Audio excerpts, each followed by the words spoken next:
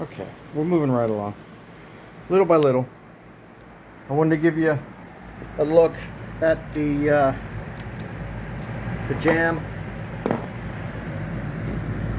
I know it's not much to look at, but it'll get it done. So I thought I had a little tiny piece of reducer, or not reducer, but T-molding, and I don't know what happened to it. It was too short to do anything, but I wanted to bring it in to just get an idea. Okay, so I did a little bit more cleanup. Yes, the vacuum's in here, so I figured I'd run the vacuum, because you can never run the vacuum too many times. I know. So let me pull you out.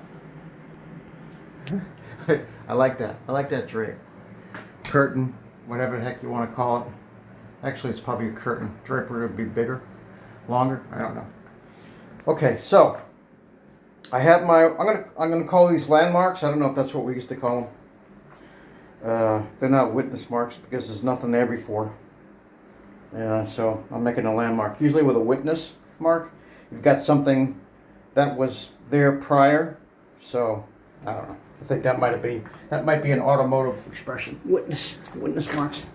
So my plan would be, to not fold this back. So I gotta watch out for this corner here, and I can't do this with one hand. So I gotta. But let me roll this back, and I wanted to show you what I did as far as landmarks concerned. So hold on, let me get this rolled back. Okay, so I have it somewhat rolled. You just don't want to crease it, right?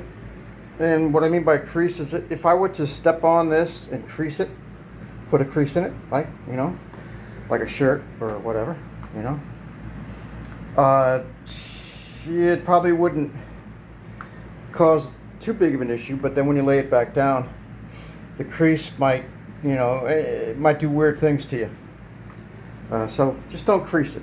Just roll it up like this, a little gentle roll to where it wants to lay like it is here. And this one I did like so. So here's what I'm going to plan on doing. I don't know about today, because it's already, I don't know, getting towards 3 o'clock.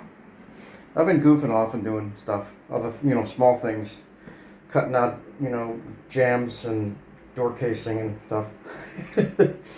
So, yeah, my landmarks. You can see up against the wall my landmarks. I made a nice long landmark here. That separates the two pieces. I taped up my bidet hot water supply. Made another nice long landmark here. And I've got, I showed you my various pieces of tape.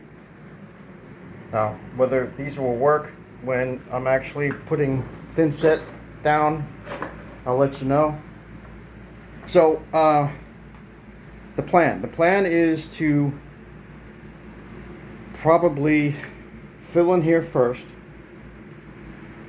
and go over the line a little bit to where I can, on either side of the toilet and the shower. And by a little bit, maybe, 6 inches, whatever. I'm not going to measure it, but, just enough to where I can fold this back down, roll this back down, and bring in the two pieces which are in my living room, just kind of chilling out. And but before I do that, of course, when I roll this down and line up my landmarks, get these edges lined up, get the two, get my landmarks lined up, and have a little bit of overage on my thin set troweling, then I can finish up troweling the field. Here, let me walk in here. I might not be explaining it well, but I'm gonna thin set all this, and I'm gonna go over my landmark a little bit, just enough to where I feel comfortable laying the big piece down, and then I could, once that's done and I like where it is, then I can fill in this, bring it in one sheet like I have it, and line up my marks and remember I have the landmarks on the Ditra as well, and do the same thing in here. Go over the line a little bit, roll this down to where it's comfortable and I'm happy with it. And now you got to float with I got a wooden float. You got to kind of compress the Ditra down into your thin set, because you have to kind of compress the groove in your trowel marks. You have to kind of push down so there's like a little bit of a suction, right? You have to compress your trowel marks a little bit. That's just by design. So I have a float that I'm going to use for that. So that's the plan. Do the same here. Do a little bit over above my landmark. Lay this out. Get it all happy and nice where it wants to be. Get some thin set down. Trowel it in here. Get the piece in that goes in here. Sit it down. Make sure my landmarks are all covered and it's going to be where it wants to be. The critical parts are obviously seam.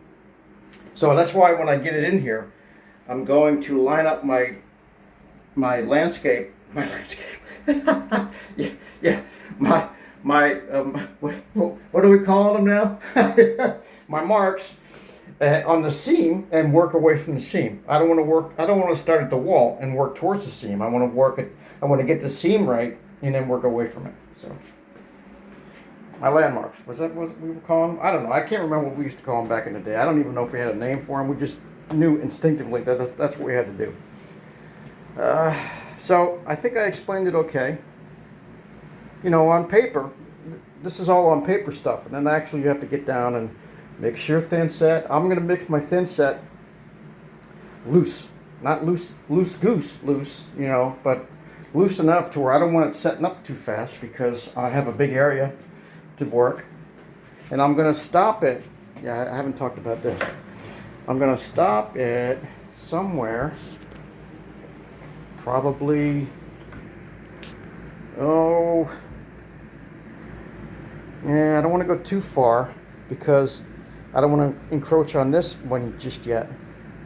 So I might stop it somewhere around here, because remember, once I have this set and in place, then I have to roll this back and expose the other side of this.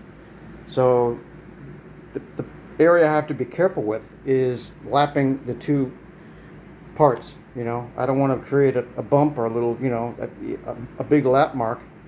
So I don't want to go too far in here. And I really can't just yet because of this. So I figure you get this down, get that down, get this down, roll it back, you know, get it all in, roll this back. But that might change because it's going to be connected down here. But I don't want to go too far ahead of my thin set and my work. You know, I don't want to have my thin set troweled over here and I'm still working, you know, over here, because that wouldn't be good. So it's a little bit of a learning curve. We used to do this with direct glue down all the time. That was a secret. What we used to do would be like, well, you know, scroll.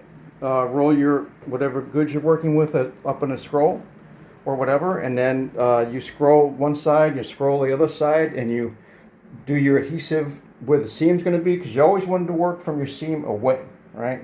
Get your seam done and then work away. So, all right, I think you get the idea. I think I'm done for the day, really. I'm going to button up. It's Friday, and you know, I think I got a lot done, so I'm pretty happy with it. I'll be happier when I get this stuff down and I can start tile layout. I'm really looking forward to that, thinking about that. But I got to get this stuff down. Okay, I'll leave you with the shot right there. Okay, and be safe. Hopefully everybody's having a good Friday. It's the weekend coming up. And enjoy it, but you know, be careful. So, all right, thanks for watching, everybody. Stay tuned. There's gonna be a lot more to come.